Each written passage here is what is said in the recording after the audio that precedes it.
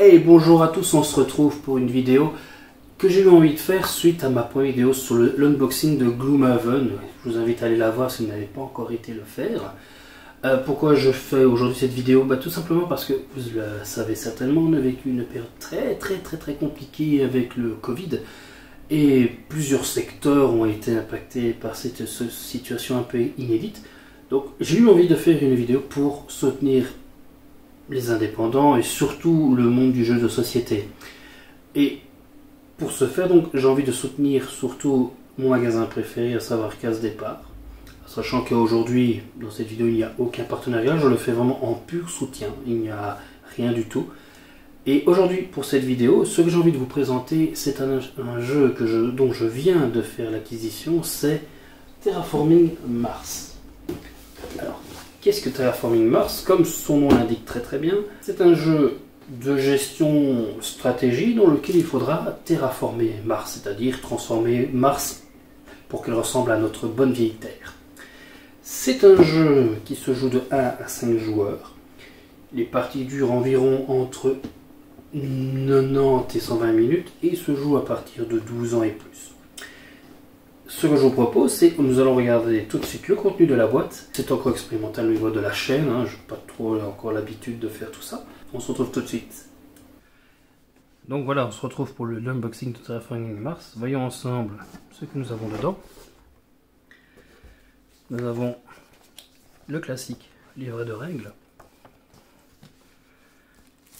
Beaucoup de cartes. On va déballer, que je déballerai. Alors, ça peut se faire très vite ici, donc faisons-le. Hop. Je ferai d'autres paquets hors caméra. Ensuite, on a un sachet avec plein d'autres petits sachets qui contiennent eux-mêmes des petits dés. Vu que nous sommes sur un jeu de gestion, j'imagine que ça représente des ressources bien précises.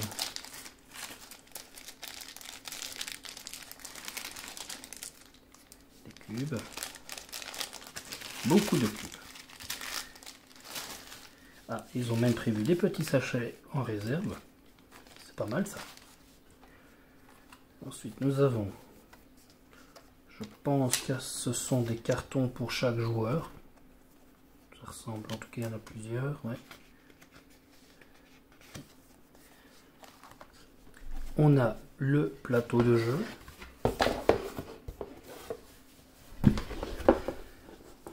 Qui est pas mal du tout, on peut le constater. Très joli. Bon, ça rejoint un peu les classiques qu'on a dans le genre de jeu, comme Civilization, des formes en hexagone. Bon, ici, plusieurs paramètres. Quand on parle de terraformer en général, on parle d'augmenter la température, d'avoir un pourcentage, je pense, d'oxygène et d'avoir de l'eau. Alors je vois que plusieurs objectifs, des numéros tout autour de la carte. À suivre, on verra dans la lecture des règles.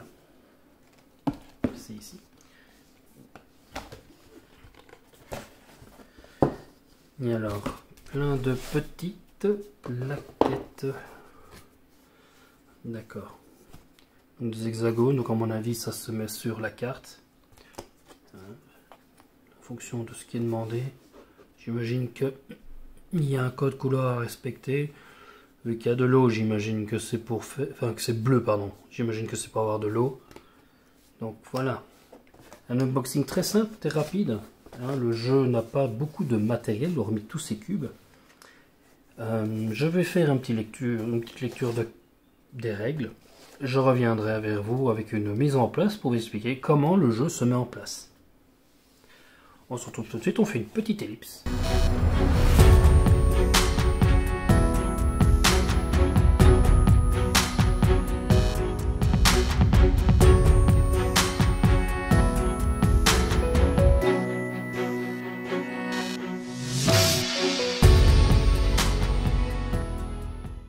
Nous avons déballé tout le jeu. Je vais lire gentiment les règles, à mon aise. Les règles n'ont pas l'air très épaisses, donc je pense que le jeu est plutôt accessible dans ses mécaniques. je suite. Une lecture de règles plus tard, donc je vous explique la mise en place du jeu. Le but, ce n'est pas d'expliquer les règles, mais de la mise en place du jeu. Et rapidement, comment expliquer. Donc, le but du jeu est donc bien de terraformer Mars. Et pour terraformer Mars, il faut augmenter 3 paramètres dits globaux au niveau des règles. À savoir l'oxygène, la température et l'eau. Le but est donc d'arriver à 14% d'oxygène, à 8 degrés et de mettre de l'eau sur Mars. Comme terraformer Mars est un projet de très longue haleine, on fonctionne avec ce qu'ils appellent dans la règle du jeu des générations. Donc vous voyez que tout le contour du tableau, ça va de 1 à 100. Au centre du plateau, on a Mars, vous l'aurez reconnu, décomposé en hexagones. Chaque hexagone a plusieurs fonctions. On peut accueillir plusieurs types de tuiles. Ce qui est évident, ce sont celles qui sont en bleu. On accueille les océans. Ce sont des tuiles océans. Il faut qu'il y en ait 9 et il y en a 12 sur le plateau. Comment se joue Terraforming Mars? Terraforming Mars est un jeu qui se joue en coopération, mais où c'est chacun pour soi. Je m'explique. Chaque joueur incarne une méga corporation. Et chaque méga corporation va fonctionner avec ses propres ressources. Donc c'est individuel, parce qu'il faudra atteindre des objectifs individuels, mais c'est global, parce que le but c'est de rendre Mars habitable. On a 3 types de cubes. Les cubes dorés, argentés et bronzés. En sachant qu'en fait, ça représente toujours des ressources. Donc, le doré vous représente 10 ressources, l'argenté vaut 5 ressources et le bronze vaut 1 ressource. Et en fait, tout va se représenter comme ça. Quelles sont les différentes ressources du jeu? On a l'argent, des millions d'euros, de l'acier, du titane, des plantes, de l'énergie et de la chaleur. En début de partie, on produit 0. Donc notre revenu de crédit est à 0. J'ai des cubes de couleur. Les cubes de couleur, c'est la couleur du joueur. Il faut savoir aussi que donc on commence avec ce qu'ils appellent dans les règles un niveau de terraformation qui est à 20. Il faut savoir que c'est le niveau de revenu de base. Et si on joue seul, on commence à 14. Chaque joueur va pas choisir, mais va avoir la possibilité de jouer une corporation. Il y a plusieurs corporations. Vous voyez, et chaque corporation a son propre système de fonctionnement.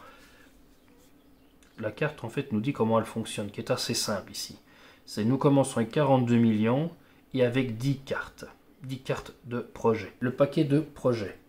En sachant que les corporations en fait doivent réaliser différents projets pour progresser dans la partie. Bon, je vais en prendre que 4 pour montrer l'exemple. Et donc, comment se présentent ces cartes-ci? On a son coût en millions de crédits et alors ce qu'elle applique.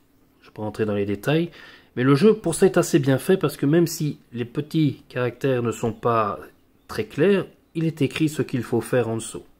Et puis on a toujours un petit texte d'ambiance. Et sur certaines cartes, on a, par exemple ici, des prérequis. Donc c'est-à-dire que pour faire ce projet, donc toutes ces cartes-là sont des projets, pour faire ce projet-là, il faut avoir ce prérequis. Donc c'est ce maximum 6% d'oxygène. Donc ça veut dire qu'au niveau de la carte, je dois être à 6%. Les corporations vont jouer à tour de rôle et poser progressivement, avoir de l'énergie, des crédits et ainsi de suite. Et ça se fera au fil des différentes générations. C'est juste un compteur de tours en fait. Disons que dans ma partie que j'ai pu faire, à part compter les tours, les générations, ça ne m'a rien apporté de plus. Ça me permet juste d'indiquer combien de tours j'ai fait pour terraformer Mars. À chaque fois qu'on accomplit un des paramètres globaux, donc à chaque fois qu'on augmente l'oxygène, la température ou l'eau, j'augmente mon niveau de terraformation. Donc c'est-à-dire que moi je progresse ici aussi. Donc de manière individuelle, je progresse ici. Ce qui veut dire que mon revenu en millions de crédits va revenir, va se générer aussi. Donc c'est-à-dire que à chaque génération, donc la deuxième génération, par exemple ici, si je n'ai rien augmenté dans les paramètres, je vais avoir 20 millions de crédits qui vont me retomber directement dans les fouilles. Et le principe est toujours le même sur tout le jeu. Ensuite, pour terraformer Mars, donc vous l'avez compris, il faut établir des projets. Comment on fait? Donc on résout les projets. Pour résoudre des projets, donc vous savez maintenant que les projets peuvent permettre d'accéder aux différents, d'améliorer les différents paramètres. Mais du coup, les tuiles, à quoi elles servent? Ben, tout simplement, il faut appliquer ce que le projet explique. Donc certains projets vous diront voilà, de poser une tuile océan. Vous posez la tuile océan. Quand vous aurez assez de plantes, posez une tuile forêt. Les forêts, comme vous êtes une corporation, vous êtes un peu vénal, vous dites que c'est ma forêt à moi. Et on pourra également bâtir des cités, en sachant qu'il y a des petites règles qui s'appliquent et ainsi de suite. Et là aussi, comme on est très vénal, on dit c'est ma cité à moi. Et ainsi de suite. Et donc au fil du jeu, on va augmenter le paramètre d'oxygène, de température, et on aura placé toutes les tuiles océan.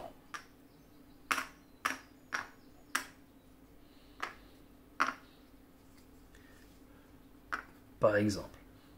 Il y aura aussi plusieurs forêts, des villes, ça dépend vraiment de la partie. Et à ce moment-là, le jeu est terminé. Donc on parle quand même d'1h30, 2 heures, hein, en fonction de la partie et de l'interaction qu'il y a entre les joueurs. Ensuite, on fait le décompte des points. Le décompte des points est à ce moment-là relativement simple, il y a plusieurs paramètres. C'est le niveau de terraformation. Et de là, on va rajouter les différents points, différents paramètres. Voilà, combien j'ai de tuiles forêt, combien j'ai de tuiles cité, et selon des situations adjacentes. Donc il y a une histoire de placement aussi qui se joue.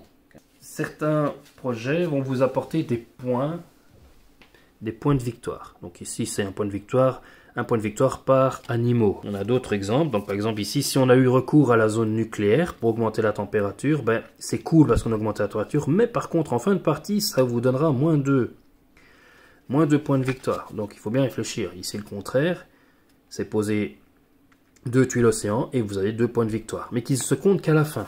Celui qui a le plus de points de victoire a remporté la partie. En sachant que je n'ai pas abordé encore tous les sujets. Il y a encore une partie que je n'ai pas montrée. Il y a une partie des objectifs et des récompenses. Il y a encore plein de petits paramètres, de petites subtilités que je n'ai pas expliquées. Là, je voulais juste présenter le jeu en lui-même et sa mise en place. C'est ici que s'arrête notre vidéo sur Terraforming Mars. J'espère que ça vous aura plu. J'avais juste envie de faire cette vidéo pour, vous présenter le jeu et vous donner envie peut-être d'y jouer, de découvrir. J'ai refait cette vidéo par plaisir de le faire et pour soutenir l'activité du jeu de société. Si vous désirez avoir d'autres vidéos sur des jeux de société, n'hésitez pas à m'en faire part dans les commentaires. Si vous voulez que j'approfondisse les règles, je peux le faire également, je l'attends dans vos commentaires. Je trouve le jeu très sympa en soi. Bon, on avait mal compris certaines règles, donc ça a permis de clarifier certains. J'aime bien le côté coop, parce qu'on doit atteindre un objectif commun. Mais chacun pour sa poire quand même. Je trouve ça assez sympa. Le jeu mérite que je refasse une partie avec les règles correctement appliquées cette fois. Au niveau de son matériel est un peu basique. Je trouve que les dés, les petits cubes de couleurs, bah, ils sont jolis, mais enfin, les miens ici, ceux que j'avais, ils sont un peu abîmés. Certains sont un peu abîmés, il y a les coins qui sont ébréchés. Voilà. Je trouve le matériel un peu cheap. Le carton et le plateau est vraiment joli. Mais le matériel en lui-même, les tuiles en carton, enfin, je sais pas, je trouve ça un peu cheap. Les illustrations sont pas toujours très jolies. Il y a un mélange entre des photos qui sont copyrightées et des dessins, des images. On sent qu'on veut faire vraiment un jeu qui est réaliste, qui se rapproche du vrai projet qui est de Terraformer Mars. Moi je vous conseille quand même le jeu parce qu'il est sympa, ça permet d'avoir... C'est différent dans une approche, et plus dans un jeu réaliste. C'est vraiment intéressant, je vous invite vraiment à le tester. Sur ce, je vous laisse et à la prochaine fois. Et on se reverra peut-être, j'espère, pour une prochaine vidéo sur un jeu de société ou peut-être un jeu vidéo. Je ne sais pas encore. En attendant, tenez-vous bien et à la prochaine. Ciao!